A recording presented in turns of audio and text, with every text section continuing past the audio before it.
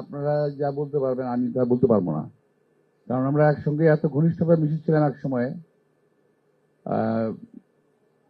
যেটা নাকি মোটামুটি ঢাকা শহরে একটা খোকা এবং আব্বাস একটা মিলিত শব্দ হয়ে গেছিল এক সময়। তো খোকা যখন বিদেশে যায়, বিদেশে আমাকে বলেই গেছে, তারপর বিদেশে যখন ছিল সে মৃত্যুশয্যায়, তখনও তার সঙ্গে আমার খুব কষ্টে আমার সাথে কথা বলছিল। আমি ঢাকা থেকে তাকে একটি মেসেজ দিয়েছিলাম ফোনে। মেসেজটি ওই সময়ে আজকের একজন এই সরকারের সঙ্গে আছেন সম্পর্কিত একজন সাংবাদিক মনির সাহেব, ও তাকে পড়ে শুনিয়েছিল। সম্ভবত ইশরাক হয়তো পাশে ছিল ওই সময়, আমি ঠিক জানা নাই, হয়তো পাশে থাকতে পারে। আমার বক্তব্যের পরে শুনিয়েছিল এবং আমাকে মনির বলেছে ওই সময় খোকা খুব কষ্ট পাচ্ছিল এবং বেদনাসিক্ত ছিল। ভাইরা, বিসমিল্লাহির রহমানির রহিম। আজকের এই আলোচনা সভা এবং সাদেক হোসেন খোকার মৃত্যুবার্ষিকী উপলক্ষে আয়োজিত এই অনুষ্ঠানের সভাপতি সিনাজপদ রবিন, উপস্থিত মঞ্চবিষ্ট ঢাকা সিটি কর্পোরেশনের সাবেক ডেপুটি মেয়র এবং ঢাকা সিটির সাবেক সভাপতি আব্দুল সালাম, বীর মুক্তিযোদ্ধা আব্দুল সালাম, আমার সামনে উপস্থিত ঢাকা মহানগরীর আমার প্রিয় ভাই বোনেরা, আসসালামু আলাইকুম। আমার গলার অবস্থা খুব খারাপ, ক্ষমা করবেন, হয়তো পরিষ্কার বোঝা যাবে না, বুঝে নেওয়ার চেষ্টা করেন। আজকে এখানে আমরা সমবেত হয়েছি, আমি ধন্যবাদ জানাই রবিনকে যে আজকে যে বিষয়টা নিয়ে, অর্থাৎ সাদেক হোসেন খোকার ষষ্ঠ মৃত্যুবার্ষিকী উপলক্ষে আয়োজিত আজকের সভা, এই মিলাদ দোয়া মাহফিল সভা আয়োজন করেছে, আমাকে আমন্ত্রণ জানিয়েছে, আমি ধন্যবাদ জানাচ্ছি। আসলে খোকা সম্পর্কে আপনারা যা বলতে পারবেন আমি তা বলতে পারবো না, কারণ আমরা একসঙ্গে এত ঘনিষ্ঠভাবে মিশেছিলাম এক সময়ে, যেটা নাকি মোটামুটি ঢাকা শহরে একটা খোকা এবং আব্বাস একটা মিলিত শব্দ হয়ে গেছিল এক সময়। তো খোকা যখন বিদেশে যায়, বিদেশে আমাকে বলেই গেছে, তারপর বিদেশে যখন ছিল সে মৃত্যুশয্যায়, তখনও তার সঙ্গে আমার খুব কষ্টে আমার সাথে কথা বলছিল। আমি ঢাকা থেকে তাকে একটি মেসেজ দিয়েছিলাম ফোনে। মেসেজটি ওই সময়ে আজকের একজন এই সরকারের সঙ্গে আছেন সম্পর্কিত একজন সাংবাদিক মনির সাহেব, ও তাকে পড়ে শুনিয়েছিল। সম্ভবত ইশরাক হয়তো পাশে ছিল ওই সময়, আমি ঠিক জানা নাই, হয়তো পাশে থাকতে পারে। আমার বক্তব্যের পরে শুনিয়েছিল এবং আমাকে মনির বলেছে ওই সময় খোকা খুব কষ্ট পাচ্ছিল এবং বেদনাসিক্ত ছিল। ভাইরা, মৃত্যুটা খুব স্বাভাবিক, আমরা কেউ থাকবো না পৃথিবীতে, কিন্তু খোকার মৃত্যুটা হলো অত্যন্ত বেদনাদায়ক, অত্যন্ত বেদনাদায়ক। যিনি দেশে আসতে পারতেন, সকল রকম সক্ষমতা ছিল, তাকে দেশে আসতে দেওয়া হলো না। তার অনেক আকাঙ্ক্ষা ছিল দেশে আসবে, কিন্তু আসতে দেওয়া হয় নাই। এটা একটা ওই সরকারের একটা ব্যর্থ এবং কদর্য চেহারার একটা রূপ প্রকাশ পেয়েছিল ওই দিন খোকাকে এখানে আসতে না দেওয়া। যাই হোক, আজকে এই আলোচনা সভায় আমরা দোয়া করব আমাদের নেত্রী বেগম খালেদা জিয়া, আমাদের নেতা তারেক রহমান, শহীদ রাষ্ট্রপতি জিয়া রহমান এবং খোকার সম্পর্কে আমাদের সাদেক হোসেন খোকার জন্য। তার আগে আমি কিছু বক্তব্য রাখতে চাই, সম্পূর্ণ রাজনৈতিক। আমাদের যে এখানে বহুদিন মিটিং হয় না, আমরা এখানে পল্টনের আগের মতো মিটিংটা হয় না, মন খুলে আপনাদের সাথে কথা বলার সুযোগও আসে না। এখন দেশে এমন একটা অবস্থা চলছে,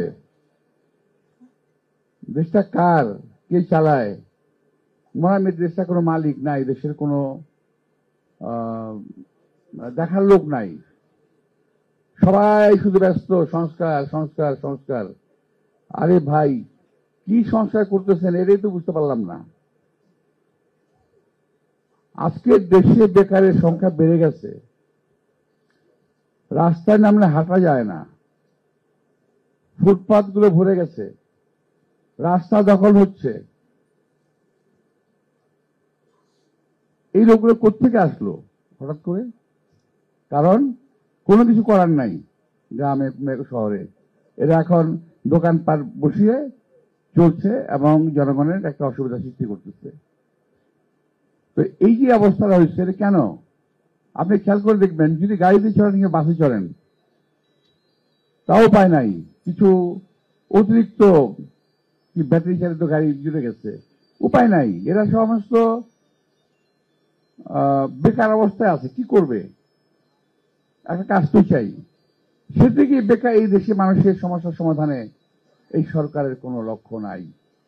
আজকে এইভাবে উলট পালট করে দিয়ে মা লুটে পুটে খাই। এটা তোমরা পড়ছো কিনা আমি জানি না, আমরা পড়েছি কবির একটা ভাষ্য, উলট পালট করে দিয়ে মা লুটে পুটে খাই। এখন দেশটাকে উলট পালট করে দিয়ে একটা শ্রেণী জুড়েছে দেশে নতুন, এই শ্রেণী দেশটাকে লুটে পুটে খাওয়ার চিন্তা ভাবনা করতেছে, দেশটাকে ধ্বংস করার চিন্তা ভাবনা করতেছে।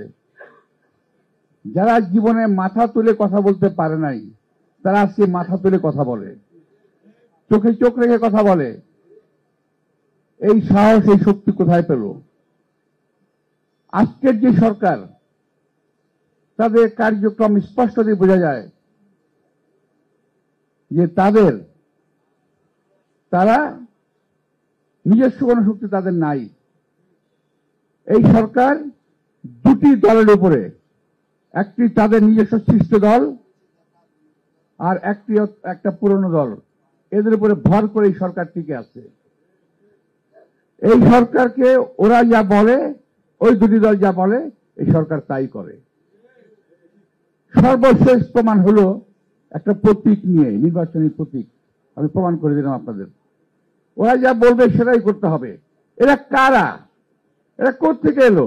এটি জনভিত্তি কি? এতে কোনো ভিত্তি আছে বাংলাদেশে কোথাও? একটা নির্বাচন দিলে পরে বোঝা যেত কে কটা ভোট পায়। আমি খুব আশঙ্কা করছি এই দলগুলোকে জেতানোর জন্য সরকার যে কোনো অবৈধ প্রক্রিয়ার আশ্রয় নিতে পারে। যেটা বিগত সরকার করেছিল, যেটা আওয়ামী লীগ সরকার করেছিল, রাতের ভোট দিনে, দিনের ভোট রাতে, ঠিক না, এই সরকারও সম্ভবত এরকম কোনো কাজ করে ফেলবে। নইলে এই সমস্ত অনাকাঙ্ক্ষিত লোকজন, এই দেশের জনগণ যাদেরকে প্রয়োজনীয় মনে করে না, তারা আজকে লম্বা লম্বা কথা কিভাবে বলে আমি বুঝতে পারি না। যারা এই বাংলাদেশকেই চায়নি কোনোদিন, তারা বাংলাদেশ শাসনভার চায়, আমি বুঝি না। যারা ওই সময় পাকিস্তানকে চায় নাই, 1947 সালে তারা পাকিস্তানের বিরোধিতা করেছে, 1971 সালে বাংলাদেশের বিরোধিতা করেছে, 1996 এবং আরো কয়েকটা সময় এই দেশের জনগণের মানুষের স্বার্থের কথা বিরুদ্ধে কথা বলেছে। ওরা আজকে লম্বা লম্বা কথা বলে। আজকে ধর্মের দোহাই দিয়ে দেশটাকে বিভক্ত করার চেষ্টা করছে তারা, জাতিকে বিভক্ত করার চেষ্টা করেছে তারা। আমি একটি প্রসঙ্গে কথা বলতে চাই। এখানে যখন শহীদ রাষ্ট্রপতি জিয়া রহমান এই দল গঠন করেন, আমার সঙ্গে ওনার বয়সের সম্পর্ক অনেক ছিল, অনেক গ্যাপ ছিল, অনেক গ্যাপ। সামনাসামনি বসে কথার মতো অবস্থা আমাদের ছিল না। তবুও শহীদ রাষ্ট্রপতি জিয়া রহমান ছিলেন একজন বিশাল মনের অধিকারী মানুষ। উনি ছোট বাচ্চা থেকে বুড়ো পর্যন্ত সবার সঙ্গে উনি কথা বলতেন, মত বিনিময় করতেন। তো আমাদের সঙ্গে যখন প্রায় কথা হতো, আমি তাকে যুবদল করি, আমি একদিন প্রশ্ন করেছিলাম যে স্যার, কিছু স্বাধীনতা বিরোধী লোক কিছু মুক্তিযুদ্ধ বিরোধী লোক এদেরকে দল নিচ্ছেন, এটা কি ঠিক হচ্ছে? এটা কি দেশের জন্য ভালো হবে? তখন তিনি বললেন গম্ভীর গলায়, যে তুমি তোমরা তো বুঝতে পারবে না, আমি তো একজন মুক্তিযোদ্ধা, আমি তো রণাঙ্গনে লড়াই করেছি, এই দেশকে স্বাধীন করেছি, আমি মেনে নিচ্ছি, তোমরা মেনে নিতে পারো না কেন? আমি মেনে নিচ্ছি এই কারণে, একটা কথা মনে রাখবে, জাতিকে বিভক্ত করে কখনো দেশের মঙ্গল করা যাবে না। জাতিকে বিভক্ত রেখে দেশের মঙ্গল কখনো হয় না। সুতরাং জাতিকে ঐক্যবদ্ধ হতে হবে। আমরা সেই দলের শহীদ রাষ্ট্রপতির দল করি, আমরা জাতিকে বিভক্ত হতে দিতে চাই না, আমরা জাতিকে বিভক্ত করতে পারি না। তবে একটা শ্রেণী আছে যারা জাতিকে বিভক্ত করে ফায়দা লুটতে চায়, যারা জাতিকে বিভক্ত করে এই দেশকে যারা সর্বনাশ করে দিয়ে গেছে, সেই আওয়ামী ফ্যাসিস্ট বাহিনীকে আবার পুনর্বাসিত করতে চায় বাংলাদেশের মাটিতে, যেটা বাংলাদেশের লোক কখনো এটা হতে দেবে না। আপনার খেয়াল করে দেখবেন, তারা আসলে এত লাফাচ্ছে কেন? তারা লাফাচ্ছে এই কারণে, তারা বুঝে নিছে যে আওয়ামী লীগের ভোটগুলো আমরাই তো পাবো, এরকম একটা ধারণা হয়ে গেছে। না, এটা সঠিক নয়। সকল আওয়ামী লীগের টাকা অন্য কাউকে ভোট দেবে না, তারা দেশপ্রেমিক দলকে ভোট দেবে, আমি বিশ্বাস করি। তো প্রিয় ভাইয়েরা, আজকের কালকে আমাদের একটা সভা হয়েছে, সভায় প্রার্থী ঘোষণা দেওয়া হয়েছে। আমার খুব ভালো লাগছে। আমাদের অত্যন্ত, আমার এই বয়সে কিংবা আরো কম বয়সে আমি প্রথম পার্লামেন্ট নির্বাচন করি 1991 সালে। তখন আমার বয়স সম্ভবত 40-এর মতো ছিল। হ্যাঁ, তো এখানে আমাদের সন্তান তুল্য আমার স্নেহধন্য দুজনই আছেন, রবিন এবং ইশরাক। তারা মনোনয়ন পেয়েছেন। আমরা আশা করছি আমাদের ঢাকা মহানগরীর সাবেক সাধারণ সম্পাদক, আমরা তার মনোনয়নটা আশা করি যে আমরা তার মনোনয়নটা পাবো, ঢাকা শহরে ওনাকে পাবো অবশ্যই। তো আমাকে মনোনয়ন দেওয়া হয়েছে। তো আমার ক্ষেত্রে বেশি আমি খুশি হয়েছি আমাদের সিনাজপুর যারা পেয়েছে তাদের জন্য, এবং নতুন পুরনো মিলে আমার মনে হয় যে মনোনয়নটা হয়েছে একটা সুন্দর মনোনয়ন হয়েছে। হ্যাঁ, নিঃসন্দেহে অনেকে আঘাতপ্রাপ্ত হয়েছেন, কষ্ট পেয়েছেন। অ্যাক্টিং চেয়ারম্যান সাহেব যেটা করেছেন ভেবেচিন্তে করেছেন, আমরা অনেকটা সুযোগ দেওয়ার চেষ্টা করেছি, উনি গ্রহণও করেছেন। তো এখন একই জায়গায় তো অনেক ভালো ভালো প্রার্থী থাকতেই পারে, তো তার মধ্যে একজনকে দিতে হবে, তো উনি সেটাই করেছেন। তো আমরা সবাই মিলে যদি কাজ করি, আমরা যে নির্বাচনী বিশাল একটা যাত্রার নির্বাচনী পথে আমরা রওনা হয়েছি, সেখানে আমাদেরকে জয়লাভ করতে হবে। সেটাকে মাথায় রেখে আমরা সবাই একযোগে কাজ করব, এটা একটু আমাদের চিন্তা করতে হবে। প্রিয় ভাইরা, আমি আবারও সাদেক হোসেন খোকার আত্মার মাগফিরাত কামনা করে, দেশনেত্রী বেগম খালেদা জিয়ার সুস্থতা কামনা করে, শহীদ রাষ্ট্রপতি জিয়া রহমানের আত্মার মাগফিরাত কামনা করে, এবং আমাদের নেতা তারেক রহমানের সুস্বাস্থ্য কামনা করে আমি আমার বক্তব্য শেষ করছি। সবাইকে ধন্যবাদ। আসসালামু আলাইকুম।